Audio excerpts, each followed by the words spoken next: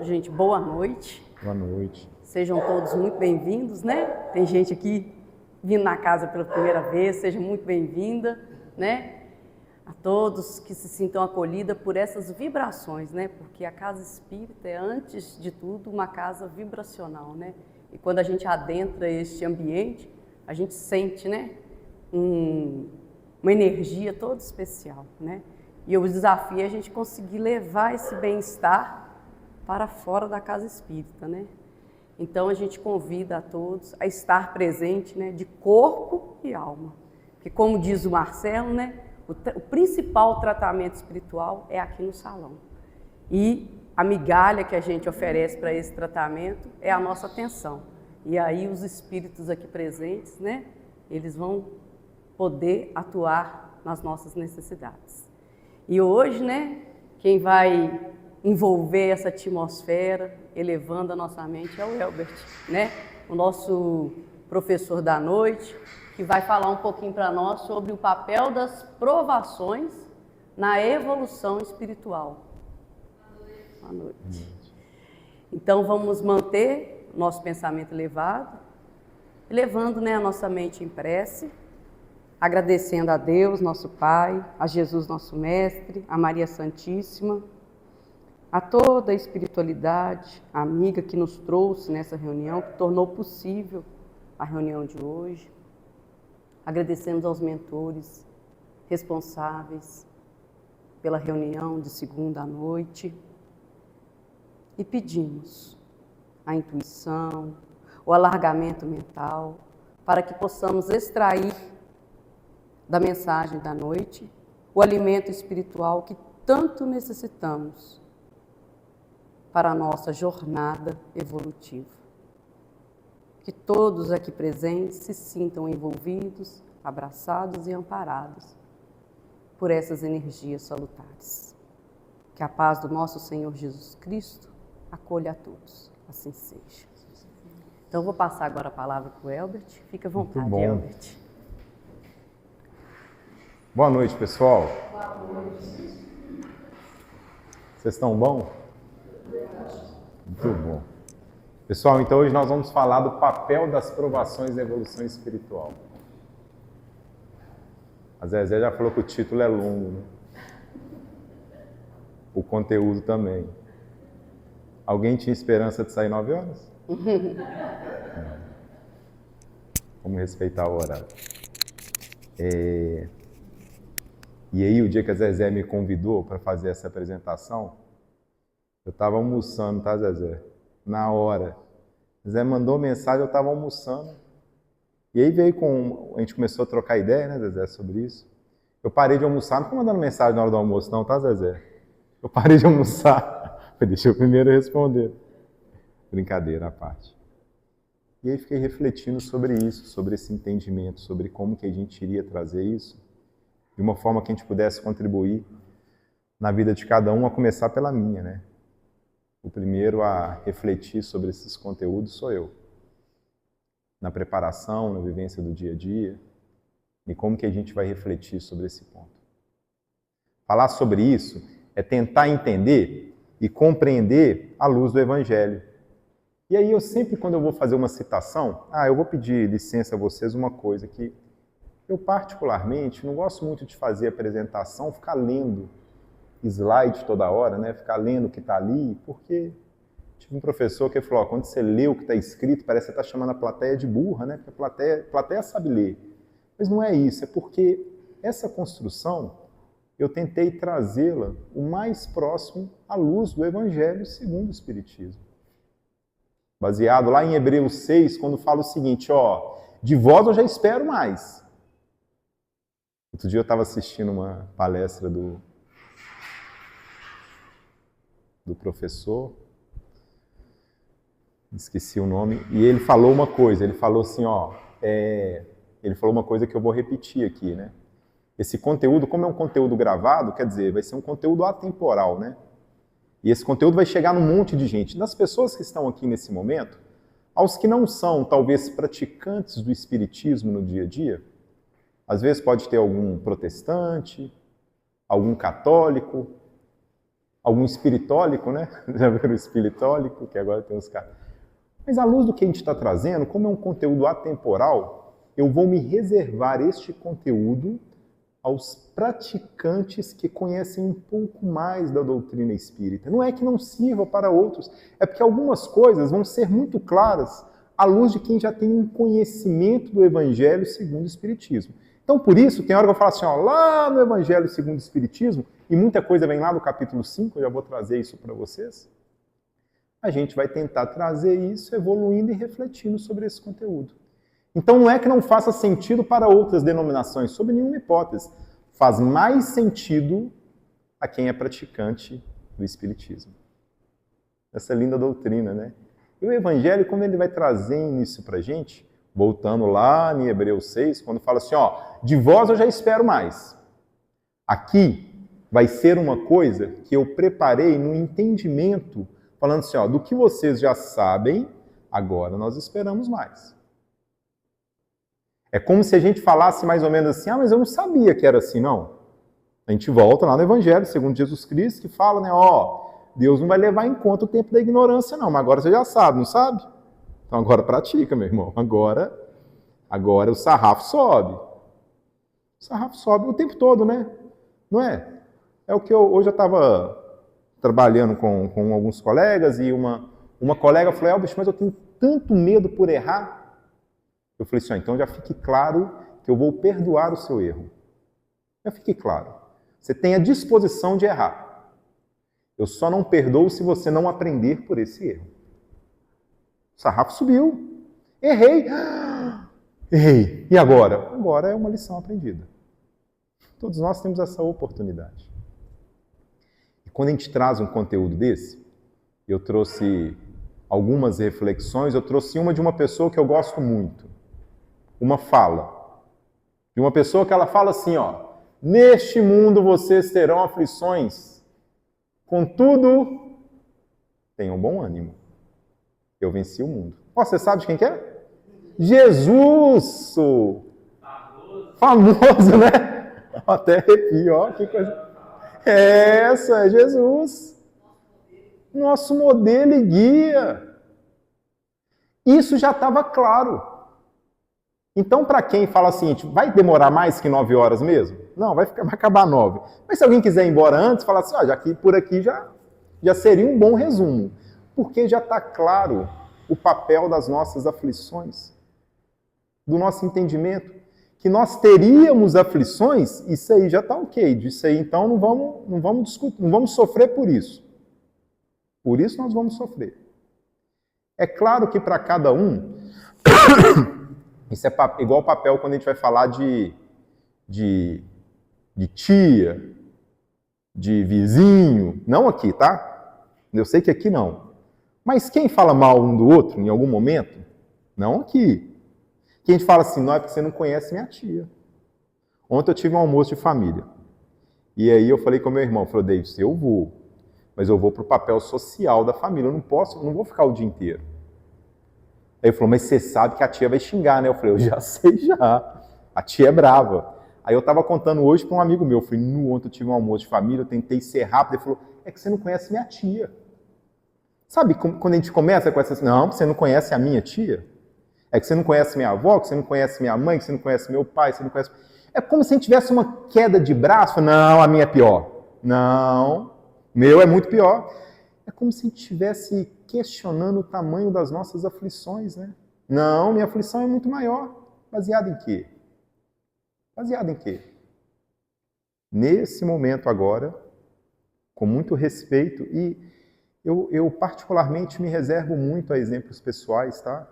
Eu sei do nosso papel como espírita, mas na tentativa de contribuir mais, e nesse momento eu entendo que é uma contribuição para esse estudo, nesse momento a minha esposa está finalizando um tratamento de um câncer. Graças a Deus!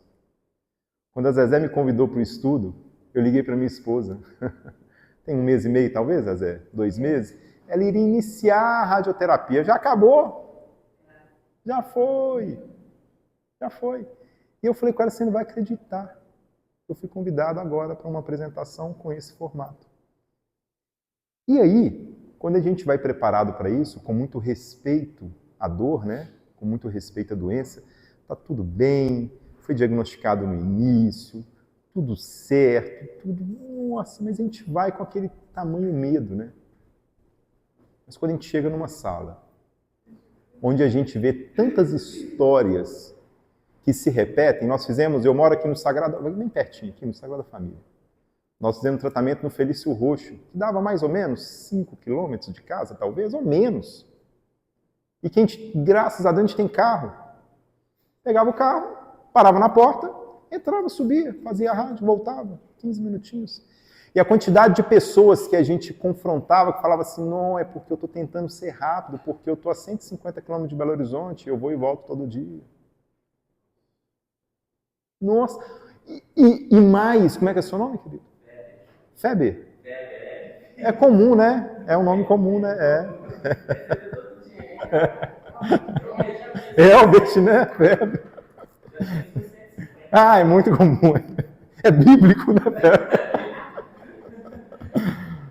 O Feber, a questão que a gente mais via é porque essas pessoas não estavam sobre aflições. Elas estavam tranquilas. Não. Nós fomos para 15 sessões. Algumas pessoas falam, o meu é tranquilo, são só 40. Sabe como que elas estavam? São só 40. Então, quando a gente busca isso e fala, terei aflições, e alguns estão tentando falar o seguinte, o meu são 40, ou não, o meu são só 40. E aí a gente faz amizades, e para quem já teve o convívio com isso, sabe assim, como são sessões intensas, né? Então, é todo dia, vai conhecendo o meio, participando de cada um. Mas nós já fomos preparados para isso, no mundo tereis aflições. Logo no início do diagnóstico da minha esposa, nesse tratamento e tudo, eu busquei uma orientação espiritual na nossa casa, e ela também. E as orientações que nós buscamos em dias diferentes eram com o mesmo tratamento. E sabe o que é mais interessante disso? É porque as aflições não são as minhas aflições, são as nossas aflições. No nosso grupo, na minha comum fraternidade, funcionou como uma fraternidade. Todos os dias, a todo instante, tinha alguém falando, Alberti, me dá notícia, tá tudo bem? No dia da cirurgia, todo mundo, Alberti, me dá notícia, como é que tá? As aflições são compartilhadas no fortalecimento. Bem, deixe-me entrar no conteúdo, que a gente tem muita coisa para ver, né? Me perdoem por entrar nesse ponto. Eu acho importante, só para a gente poder buscar, para poder falar o seguinte, né? Não existe, assim como em alguns momentos fomos doutrinados, como pecadinho, pecadão, talvez não exista afliçãozinha ou afliçãozona, né? Existem aflições. Como balizar o mundo das aflições? A partir dela, vamos entender. Bem, o que nós vamos tratar aqui? Vamos tratar isso daqui, ó. Opa! Mostrar como as provações, especialmente doenças e dificuldades, são vistas por evolução espiritual. É tentar entender o quanto que as nossas provações nos servem para caminharmos a partir dela e não por ela. Não é por meio de algo que nos inquieta que nós vamos ser transformados. É a partir da transformação. É a partir da mudança. Eu trabalho com questões organizacionais, eu trabalho em empresas, faço papel em algumas empresas, em algumas organizações, mas eu falo de um papel muito importante que chama gestão de mudança nas empresas. E eu falo que mudança... Quem já mudou de casa? Quem já ficou mais de 6 meses procurando um documento depois que mudou? Uma panela? Um pote de Tupperware? Até hoje, Fred? O problema é a tampa, Zezé, existe um local que essas tampas vão. No meu desencarne, eu quero chegar em algum lugar e perguntar para onde vai as tampas dos potes. Tampa do pote tem um lugar especial, não tenho dúvida. Deve ter uma colônia só para isso. Não, existe, não tem dúvida. Existe uma colônia e talvez ela é bem pertinho daqui, viu? Porque elas vão embora o tempo todo. É a mudança, né? A mudança sempre nos incomoda em algum momento. Na minha última mudança, nós recebemos uma dica e falou assim, ó, anota na caixa para qual cômodo aquela caixa vai e o que contém nela. É só isso. Eu falei, gente, por que me falaram isso antes, pô? Tem tanta confusão já em mudança, é só isso. Deu tudo errado. Tudo errado. Fiquei um tempo achando, enfim, mas eu localizei. Mas a mudança tem um papel na gestão da mudança na cultura organizacional. Estou lá nas empresas, tá? Lá no trabalho que eu faço. Que a gente fala assim, ó, para mudar, a gente tem que primeiro, imagina um copo com água congelada. Eu tenho um copo com água congelada até aqui. Eu quero pegar essa água e botar num outro copo que é assim, ó. Um copo é assim, o outro é assim. Para eu pegar essa água congelada e colocar aqui, o ideal seria primeiro o quê? Descongela, não é? Então eu descongelo. Depois que eu descongelo, o que eu faço? Eu mudo. E depois que eu mudo, o que eu faço? Eu congelo de novo. Eu não quero água, eu não quero gelo. Eu quero gelo de um pote para o outro. Dá para mudar sem eu descongelar? Eu tenho alguns jeitos, né? Eu posso sentar marretada nesse gelo, não vai dar certo. Vai dar mais ou menos. Vou perder um pouco, não vou, Zezé? É arriscado, não é? Agora, eu posso passar pelo processo da mudança. Eu posso respeitar o processo da mudança. Eu posso respeitar que nesse momento, apesar do exemplo que eu estou dando, que para a gente eu não estou enxergando dor, mas tem um tempo. Eu não tenho um tempo para isso? Ah, mas não é possível, vai ter que descongelar, isso vai. Eu posso acelerar, sei lá, o processo com um micro-ondas, com um ventilador? Posso, mas vai existir um tempo para isso. Eu vou ter que ter atenção nesse momento. Se eu colocar lá no micro-ondas, talvez eu vou perder um pouco de água, não sei como que as moléculas se comprometem ali naquele processo. A questão é que eu preciso de fazer essa etapa. Isso é o papel da nossa mudança. A mudança em algum momento que eu estou contribuindo a partir dela, eu volto a ter o gelo no meu novo formato.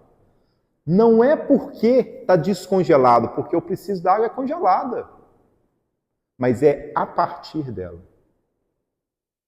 É a partir do meu momento que eu estou me lapidando e em alguns momentos para nessa lapidação, pode existir dor. Uma dor que não é mensurável, né? Não é mensurável para mim. Para mim, por exemplo, eu, homem, faço academia, sou forte. Ninguém entende o que é uma gripe em um homem, né? As mulheres não entendem isso. Vocês, mulheres, são incompreensíveis. Dói. Nossa, nós sofremos com uma gripe. Um resfriado é apertado, não é fácil suportar. Agora, o que é dor para cada um, né? Brincadeiras à parte. Eu tenho, em alguns momentos, cálculo renal. E eu vou para o hospital com a minha esposa falando, não, se você gritar mais, eu não levo. Vou deixar você no meio do caminho. Eu não estou suportando a dor. É a minha dor. Não tão sério, eu não estou suportando essa dor. É claro que vão existir dores maiores do que isso. Claro que vão existir. A dor do parto está vindo aí, né? Maior do que isso? Não sei. Eu não sei o que é para cada um. A questão é, essa dor que vai vir é uma dor para uma transformação. Uma transformação gigantesca. E é por meio dela e a partir dela é que a mudança final acontece. No mais importante de tudo que a gente tiver a partir de uma dor do parto, gerou-se uma vida. É a partir dela. E a partir das nossas dores pessoais, o que gera? O que eu vou fazer com essa dor? Uma coisa é, eu posso tratá-la, guardar, e falar, mas é porque você não suporta, não entende a minha dor. Agora, o que essa dor gerou em todo o ecossistema que está ao meu redor? Das pessoas que estão partilhando. Bem, vamos lá. Se a gente caminhar com isso e tentar entender o papel dessas provações, a gente fala o seguinte: provações, primeiro, caminhos divinos para o aprendizado e a evolução espírita. Aí vamos logo lá para o Evangelho, segundo o Espiritismo. Lá nos traz assim, lá no item 9, tá? Não há crer, no entanto, que todo sofrimento suportado neste mundo denote a existência de uma determinada falta. Vamos lá. Só aqui talvez não seja conclusivo. Vamos avançar. Muitas vezes são simples provas buscadas pelo Espírito para concluir a sua depuração e ativar o seu progresso. Não quer dizer que o progresso aconteceu.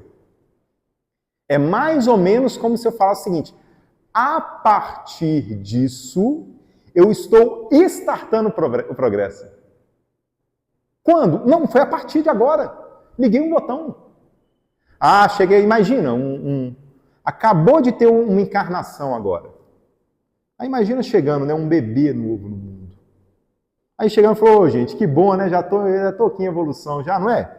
O espírito está sempre em evolução, não é? Não é? Agora, vai existir um momento de start desse progresso. Isso é quando eu tenho a prova. A prova. A prova é como se fosse um combinado. Entende? Assim, ó, e aí, como é que vai ser lá no meu plano? Ah, tá. Aí a gente iria lá para as obras de Chico, né? Quando Emmanuel nos traz, lá nas cartas, lá eu só esqueço na ordem dos livros. Mas enfim, quando ele traz lá no nosso plano encarnatório, ele deixa claro, ó, então tá, então prova vai ser isso? Vai ser isso. Prova vai ser isso que vai ser essa outra prova aqui. Mais o quê? Mais essa prova aqui. Aproveita, Elbert, vai lá na casa Francisco de Assis, traz uma palestra. Legal. Estou aqui em evolução, aprendendo.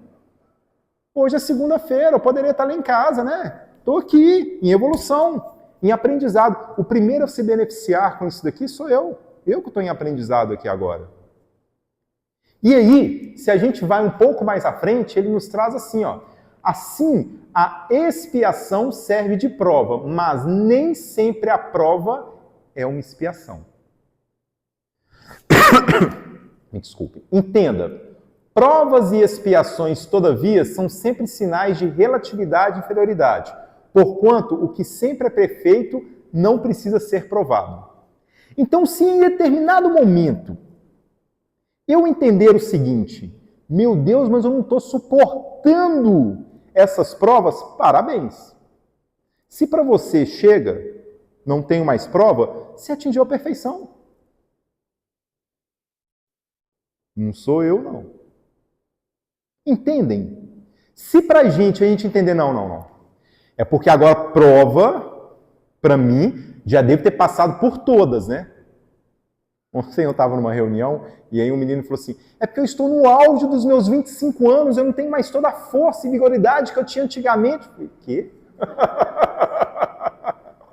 25? Ô, meu irmão, vai pro Zenta lá, né? Chega aí, vem pro Zenta aqui, vem pros 40 pra você ver como é que é, né? Eu sei que vocês vêem esse rostinho novinho aqui, mas eu já tenho 40, tá? Vocês nem estão acreditando, né? Eu tenho. Mas chega lá, porque aí ele vai caminhar pra gente. Pode, pois, um espírito haver chegado a certo grau de elevação e, nada obstante, deseja adiantar-se, mas solicitar uma missão, uma tarefa a executar. Aí, nós vamos caminhar nesse ponto para poder entender o que é o cerne disso, o que isso nos traz como reflexão, o que é o conceito que isso traz para a gente. Primeiro, provações são desafios que podem ser escolhidos pelo espírito, lá no plano encarnatório. Lá quando a gente está na preparação, na evolução, no entendimento, lá na colônia, e aí a gente fala o seguinte, e aí? Qual que vai ser como vai ser os nossos planos? Como que vai ser? Quem vai com quem? Vamos nós dois aqui, a gente teve tanto desentendimento aqui, vamos tentar entender um pouco melhor. Onde estão as nossas melhores oportunidades de aprendizado? Na família? Já tanta coisa, vamos embora lá, vamos tentar resolver isso daqui? Vamos. E aí? E aí vamos colocar um pouco dos nossos desafios. Vamos entender, preciso de evoluir em quê? Tive tanta dificuldade com X, com Y, com Z, com muita vaidade. Quem sabe não vai ter algum ponto aí, talvez num comportamento físico que comprometa algo da vaidade. Tive tanta dificuldade com suicídio, com autoextermínio, com alguma coisa. Quem sabe não vem algo que vai comprometer alguma coisa nisso. Tive tanta dificuldade com soberba. Ou, em algum momento, falhei tanto por não compartilhar. Quem sabe não você aí um riquíssimo disseminador de conteúdos? Não é isso? É isso. São as nossas necessidades de evolução.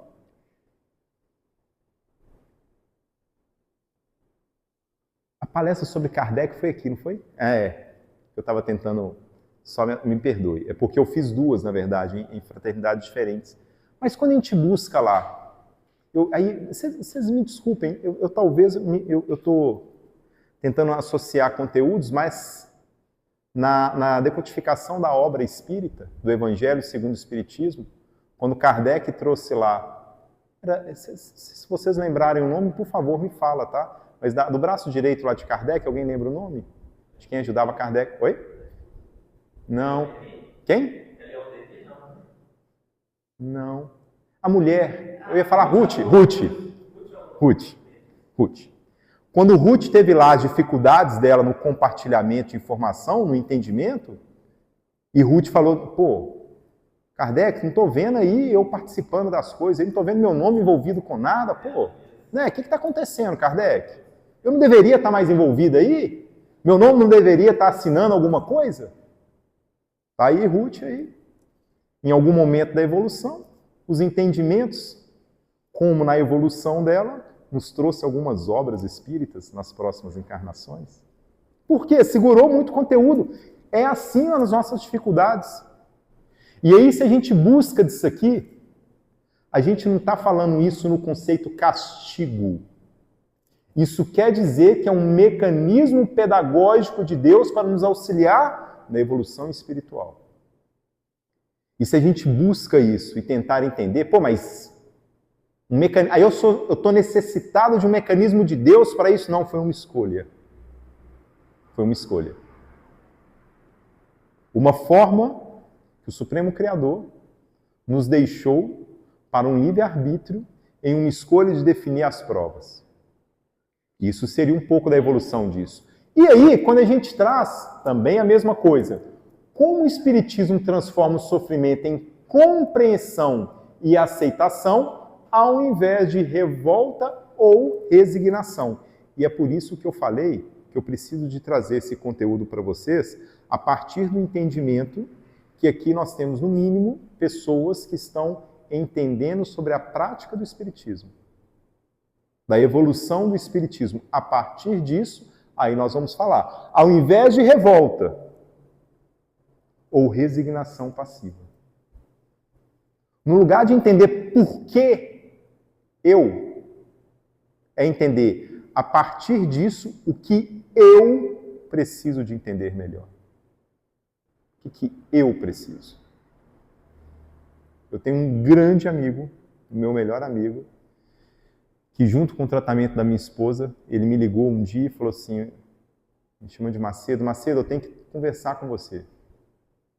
Eu falei, vamos encontrar, vem aqui em casa. Ele tem dificuldade lá em casa, nunca consegue, trabalha viajando. E aí ele falou assim, eu vou na sua casa, eu vou aí conversar com você, vem cá. E aí quando ele chegou lá em casa, eu falei, Guilherme, deixa eu te falar, tem uma coisa para te falar. Renata está com câncer, a minha esposa. Ele falou assim, eu vim aqui para te falar que o meu irmão está com câncer. Ele falou assim, e eu não sei o que fazer. Eu não sei que apoio que eu tenho que dar a ele. Eu não sei sequer qual o tipo de comportamento que eu tenho que ter, porque eu queria o que ele teve no corpo dele para mim, para que eu não o veja sofrendo. Para que eu não o veja sofrendo. Na necessidade, cada um sabe pelo qual o ecossistema está passando. Quem é o mais forte ali daquela relação, talvez? Naquele momento de entendimento de dor, qual foi a sabedoria aplicada? E eu por mim, não é que eu abandonaria, né? Que parece que é uma questão. Se eu pudesse viver a partir das histórias de Chico, eu queria ficar ouvindo os causos de Chico o tempo todo. Esses dias lá no Sheila eu fui comprar um livro. Aí tem um livro de Chico que eu estou em dúvida se é A Sombra do Abacateiro. Não sei se alguém... É a sombra de algum árvore. É do abacateiro. É. E aí uma senhora que estava vendendo um livro lá na livraria falou assim, eu estava no dia que Chico estava psicografando esse livro. Eu falei, como assim? Ela falou, eu estava lá, eu era criança, estava com meu pai. Eu falei, gente, é emocionante. Ela falou, foi A Sombra de Abacateiro. Eu falei, oh, que coisa! Não é bom ouvir? É legal, né? Legal demais. Aí estou contando de Chico, porque tem um caso que talvez vocês conheçam, eu vou trazê-lo sem muitos detalhes, tá? Um resumo da mãe que chegou para o Chico. Falou, Chico, perdi meu filho. Perdi meu filho e foi por conta da babá. A babá que não cuidou, a culpa foi dela. Eu não consigo olhar para ela. Não consigo, Chico. Eu estou aqui para tentar resolver a situação. O sofrimento era gigantesco. Não vou entrar em detalhes, tá? Resumindo. O que Chico levou para ela foi: o seu filho precisava desse desencarne. Nesse momento, seria das suas mãos. Mas você não se perdoaria. Foi das mãos dela para você viver melhor. Não foi por conta dela, foi por você. Se a gente entender isso, da dimensão do plano do Cristo para nós, ali nós falamos de um desencarne, mas nós poderíamos entender isso do ponto de vista da dor. Quantos de nós, muitas vezes, próximo a quem tem a dor, temos um comportamento de muito mais falar o seguinte, mas essa dor, eu queria partilhar dessa dor. Talvez nós não suportaríamos. Talvez nós não suportaríamos. Nós não teríamos o conhecimento, a força, essa sabedoria, essa necessidade de evolução daquela forma. A nossa necessidade de evolução é com cuidado. E o que nós estamos fazendo com esse cuidado? O que a gente está tratando esse cuidado? Terceirizando? Passando para outro? Falando que não, desse jeito eu não dou conta, não estou aqui por... Nosso Deus, livre de qualquer questão de julgamento para isso. Mas o que a gente vê são muitas situações como essa, falando assim, eu não tenho como ajudar, eu não sei o que fazer. Se está conosco essa oportunidade de acompanhar, o nosso papel talvez se resuma a isso. E como que a gente está acompanhando? Como que a gente está trazendo isso no nosso dia a dia? Como que essa reflexão? Se a gente tentar entender aqui, a gente poderia, lá nas provações, trazer alguns resumos, né? Só alguns títulos ali. Quando a gente fala lá em Mateus, bem-aventurados que choram, pois serão consolados. Lá em Lucas, bem-aventurado vós que sois pobres, porque vosso é o reino dos céus. Lá em Lucas, mas ai de vós ricos, que tendes no mundo a vossa consolação. Ai de vós que estáis saciados, porque tereis fome. Ai de vós agora que rides, porque sereis constrangidos a gemer e chorar. Vamos tentar entender isso lá do nosso Evangelho segundo o Espiritismo, no capítulo 5. Vamos focar aqui só nele. Se a gente traz isso para o nosso entendimento, todavia, os que ainda menos se compreende é que os bens e os males sejam tão desigualmente repartidos entre o vício e a virtude. Inconclusivo, vamos continuar. e que os homens virtuosos sofram ao lado dos maus que prosperam.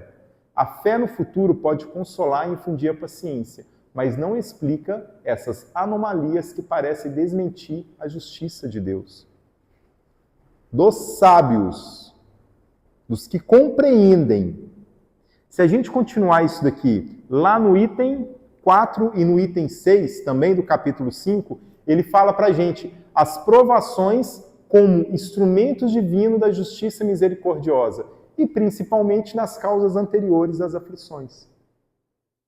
Lá no item 6, quando ele nos traz, mas se há males nessa vida cuja causa primária é o homem, outros também aos quais, pelo menos na aparência, ele é completamente estranho e que parecem atingi-lo por fatalidade. Tal, por exemplo, a perda de entes queridos, a dos que são os amparos da família. E aí, infelizmente, a gente passa por momentos que a gente fala assim, mas a família separou muito depois que não teve mais presente tal pessoa. A família não é mais a mesma. A família não é uma representatividade. E talvez muitas vezes, estou falando e estou ouvindo, hein? Era eu que estava na festa da família lá ontem, né? Foi eu que comecei essa fala com vocês? Na evolução disso, a nossa base no compartilhamento é no entendimento que, se para a gente ainda não é claro que depender de alguém é parte do nosso dia a dia, talvez a gente não entenda que até para que estejamos sozinhos, a gente depende de alguém para não estar conosco.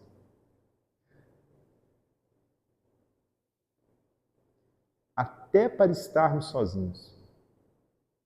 Dos que falam, com todo respeito, tá? Mas dos que falam, eu prefiro o meu cachorro do que gente, saiba que para aquele cachorro estar ali, depende da dona do pet shop para vender a ração, do veterinário para cuidar daquele cachorro, de alguém para passear, de alguém na rua que mexe com o cachorro e existe ali uma felicidade.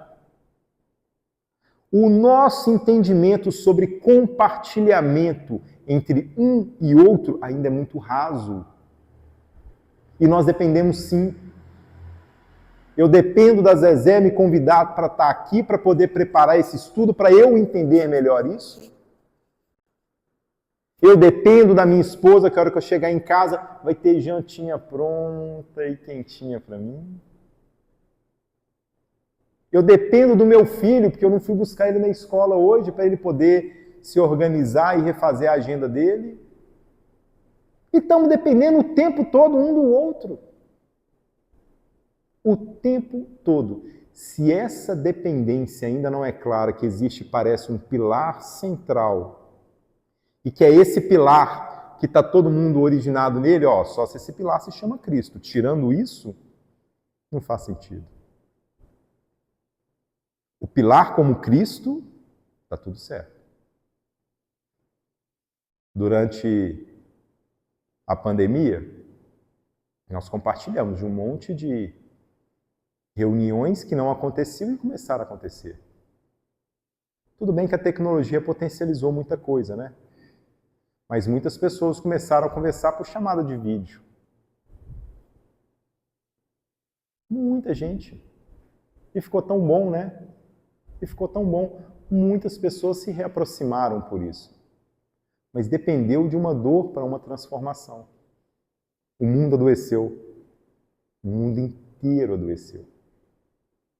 Algumas lições ficaram aprendidas. Tem muita gente da qual eu compartilho, que está no meu meio, que fala, o meu culto no lar agora é partilhado, tem mais gente que participa dele. Participa online. Na minha comum fraternidade, ainda tem uma reunião que é online toda sexta-feira. E que se eu entrar lá na próxima sexta-feira, eu tenho certeza que tem pelo menos 40 pessoas na sala. São sempre os mesmos rostinhos. Sempre. Em algum momento, aquela dor serviu para uma transformação. O mundo adoeceu. E aquilo foi necessário para que a gente desse um salto maior. Bem, dando continuidade aqui, a gente vai lá para o... eu não anotei o item. Anotei sim, item 18. Quando ele fala para a gente sobre doenças e provações físicas. E a gente fala o item 18 também, do capítulo 5. Quando Cristo disse, bem-aventurados aflitos, o reino dos céus lhe pertence, não se referia de modo geral aos que sofrem. Não era? Até no início do estudo não era, né? Nós falamos isso. Bem-aventurados. Opa, mas vamos lá? Visto que sofrem todos os que se encontram na terra, quer ocupem tronos, quer jazam sobre a palha. Eu estava vendo um conteúdo de internet que ele falava o seguinte: o milionário, o bilionário que está no seu jato particular voando para algum lugar, queria estar em casa. O rico que está andando na sua Mercedes importada, queria estar no jato. O pobre que está de metrô, queria estar na Mercedes. O estudante que está de bicicleta, queria estar no metrô. O moribundo que não tem uma bicicleta, queria bicicleta. É porque parece uma constância na busca por alguma coisa que, se houvesse talvez a troca pela felicidade, talvez em algum momento o mundo teria mais constância de propósitos. Qual que é o meu propósito para essa evolução do mundo? Qual que é esse propósito? Esse propósito está mesmo numa questão material? Ou eu desisto desse propósito por uma prova? Eu até gostaria, mas aí depois que eu adoeci, eu não consegui mais ver isso. É tão legal quando a gente vê as questões das Paralimpíadas, né? Na Paralimpíada a gente olha e fala, não, peraí, mas não tem uma limitação física? Como que consegue? Depois virou até piada, né? As pessoas falam, mas eu não consigo porque eu só tenho... Ele tem uma perna, eu tenho duas, aí eu não consigo correr, né? Virou piada, com todo respeito a esse assunto. É porque se provou que a limitação física não é mais um impeditivo para a evolução do corpo, porque quando a gente fala de corpo são, é mente sã. Todo mundo se encontra. Limitações físicas, motoras, tudo que se tem. Tem sempre alguém compreendendo. Talvez seja mais fácil para mim estar aqui do que a senhora. Como é o nome da senhora? Abilac? Marilac. Maria Luísa Marilac. Ela está com muleta. Talvez tenha sido um pouco mais difícil, apesar que tem uma rampa ali que facilitou.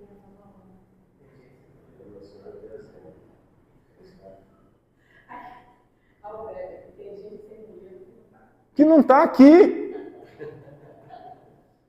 Que não está aqui. E não é por uma muleta, ou pela falta dela, ou por qualquer outra questão. É pela necessidade da evolução. Aí, quando a gente volta aqui e fala, Deus vos recusa consolações desde que vos falte coragem.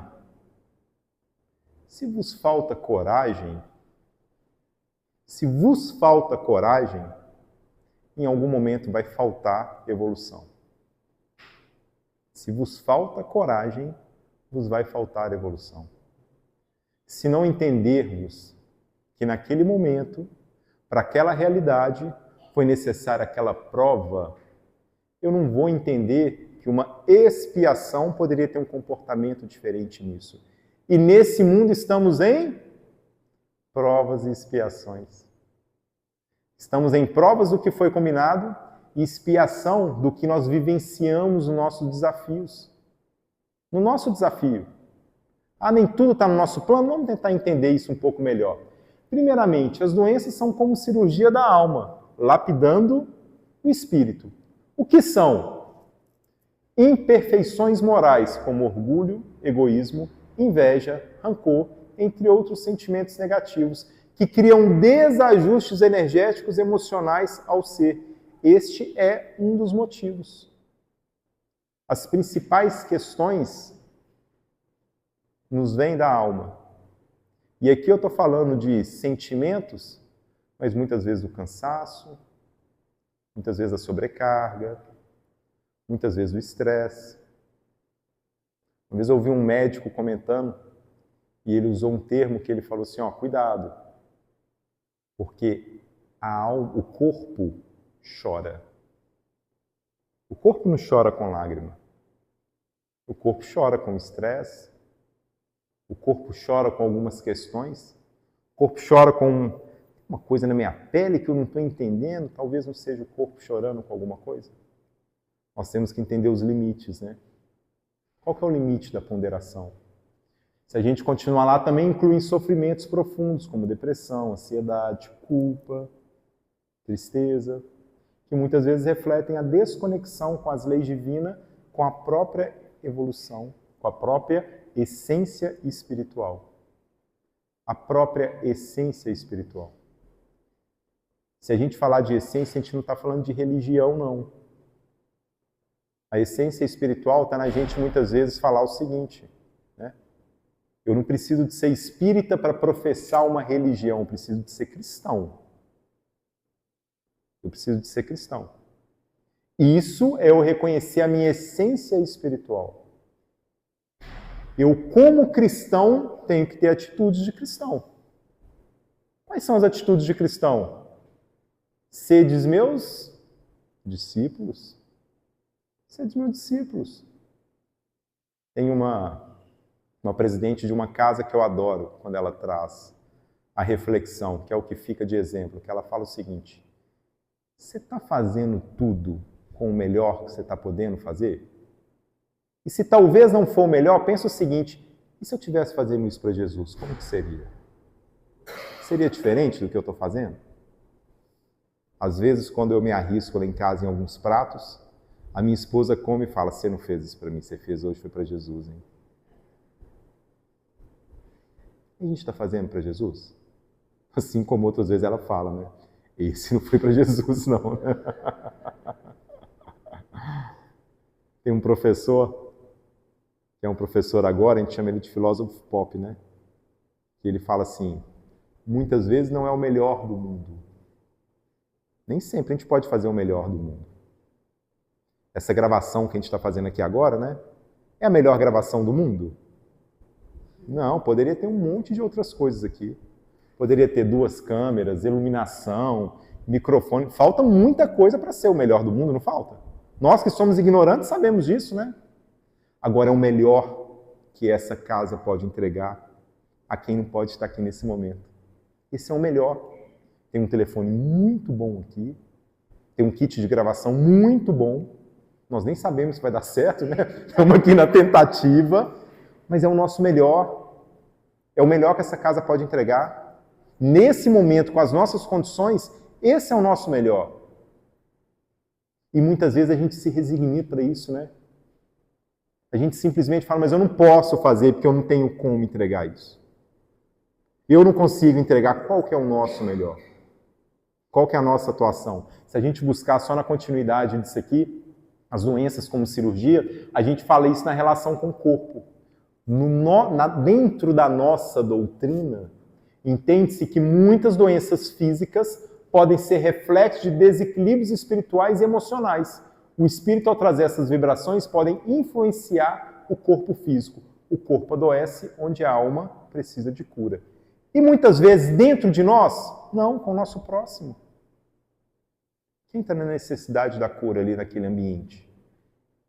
Dentro de casa, no nosso ambiente profissional, com o nosso vizinho. A necessidade de cura é de quem?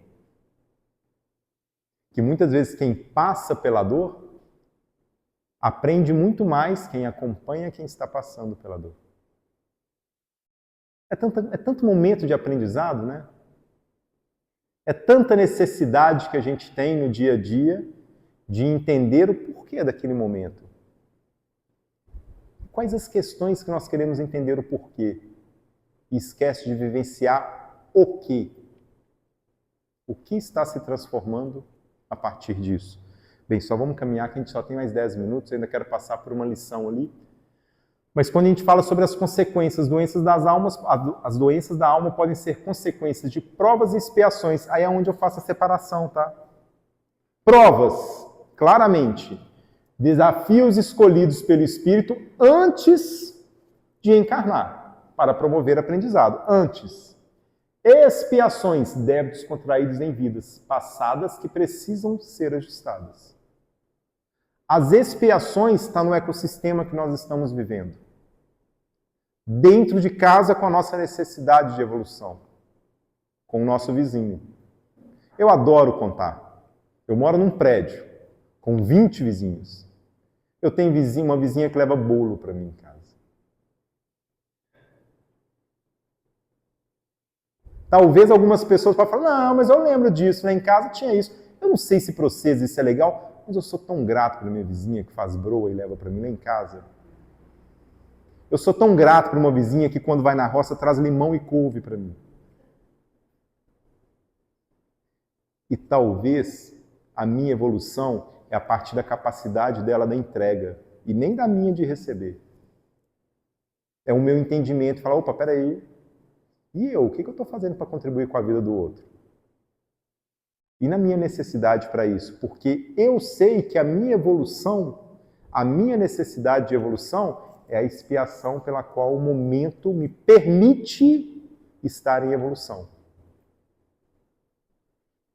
Aí outro dia, numa fraternidade, eu era o segundo palestrante, tinha um primeiro e ele falou como... A hora que ele finalizou a palestra dele, linda, eu lembro que é Lucas o nome dele, mas eu esqueci agora o sobrenome. E aí uma senhorinha levantou a mão e falou assim, e se eu tiver certeza que eu vim na família errada? Certeza. Eu não queria rir agora. Vou ficar sério. Ela falou. E se eu tiver certeza? E aí, se fosse eu, naquela hora como expositor, eu ia falar, não sei, acabou, muito obrigado a todos pela apresentação, e, né, Deus abençoe. Então. O Lucas respirou e naquele momento, por inspiração divina, ele falou assim, aprende com a errada. Boa. Não tinha melhor. Aprende com a família errada. Aprende. Qual que é a necessidade de aprendizado a partir dessa evolução?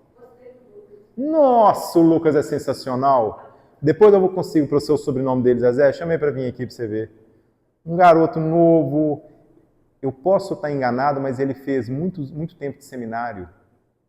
E aí, nossa, uma conversa sensacional, que você fica viajando na conversa dele. Evangelho segundo o Espiritismo, lá no capítulo 5, item 6, as provas têm como objetivo exercitar a inteligência. O Evangelho tem várias coisas. Eu fico vendo as pessoas, eu adoro tatuagem, as pessoas tatuar frases, né? Se a gente fosse tatuar as frases legais do Evangelho, seria né? Um cacheio assim, falar, eu vou tatuar essa eu vou tatuar aqui, essa eu vou tatuar aqui, vou viver todo tatuado. Olha isso! As provas têm como objetivo exercitar a inteligência.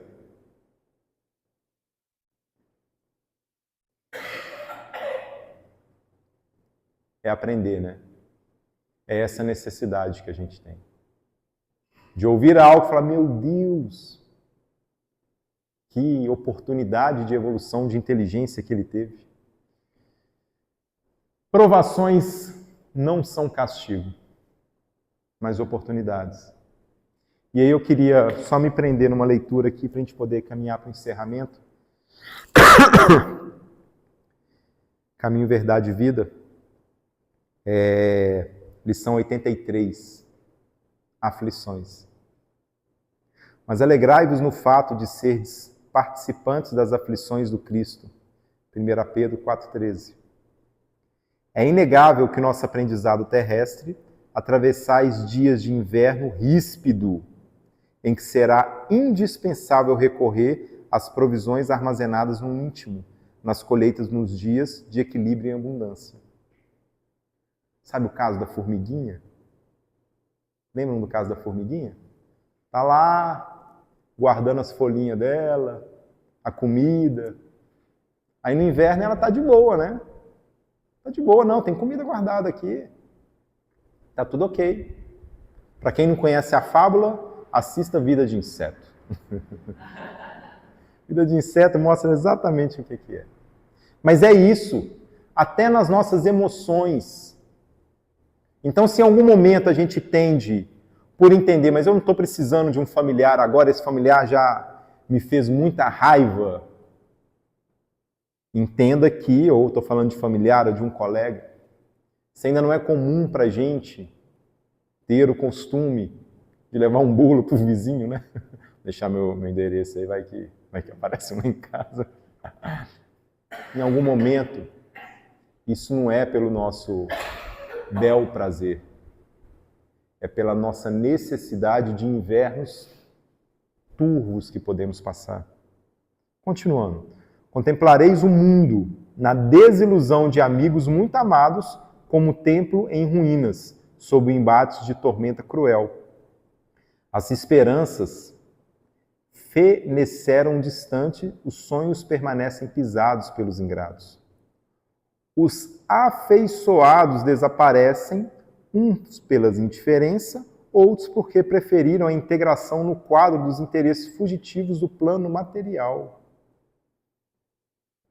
Quando surgiu um dia assim em vossos horizontes, sabe, quando surgiu um dia turvo, inverno, daquele que fala, não estava esperando, não deu isso na previsão do tempo não, né? Pô, sou saudável, meu dia a dia está tão bom, né? Logo comigo? Por que comigo? Por que é comigo? Por que eu estou nessa dor imensa desse resfriado? Brincadeira, né? Por que é comigo? Por que esse caso veio aqui na minha família? Quando surgiu um dia assim, compelido-vos a inquietação e amargura, certo não vos será proibido chorar. Certo. Pode chorar. Lembram lá do caso de Chico, rapidinho também, né? No avião, desespero, avião, turbulência. E Chico, valeu, minha Nossa Senhora, me ajuda. E Emmanuel veio lá atravessando o avião. Eu fico imaginando essa situação, Emmanuel pisando firme. Ô Chico, que bobagem é essa que você está fazendo? Eu falei, estou assustado. Eu vou morrer. Pois morra com educação. Então assim, sofra com educação. Chico, pode sofrer, mas morra com educação. Tenha mais tranquilidade. Pode chorar? Pode chorar. Está aqui falando, ó. Não será proibido chorar. É do corpo. A gente sofre mesmo. Falar assim, mas eu tenho fé e eu nem choro. Não, que bobagem é essa? Está mais parecido a um patriarcado que fala, homem não chora, quem é forte não chora. Não! Quem é forte expressa sentimento e o choro é um sentimento expressado. Entretanto, é necessário não esqueceres a divina companhia do Senhor Jesus. Supondes acaso que o mestre dos mestres habita uma esfera inacessível ao pensamento dos homens? Julgais, porventura, não recebo Salvador ingratidões e apodos por parte de criaturas humanas diariamente? O dia inteiro. O dia inteiro. A gente esquece de agradecer, a gente recebe graça e fala, oh meu Deus, ainda bem que eu lembrei disso aqui. Aliás, nem fala, oh meu Deus, né? Ainda bem que eu fiz isso aqui, né? Ainda bem. Pura inspiração divina, gente. 200 guias espiritual ali ao redor ali, o mestre ajudando e tal. Ainda bem que eu consegui. Antes de conhecermos o alheio mal que nos aflige, ele conhecia o nosso e sofria pelos nossos erros. Lá na escolha das nossas provas, talvez em algum momento, já houve o Cristo falando assim, opa, peraí, isso vai ser pesado. Deixa talvez eu guiá-lo lá para o Espiritismo logo, antes, para ele conhecer um pouco sobre isso. Conhecer um pouco do Evangelho. Saber que no mundo tereis aflições. Encerrando, não ouvides porquanto que, nas aflições, é imprescindível tomar-lhe a sublime companhia e prosseguir avante com a sua serenidade e seu bom ânimo. Tenhamos bom ânimo. Muito obrigado, Zezé. Obrigado, Raquel.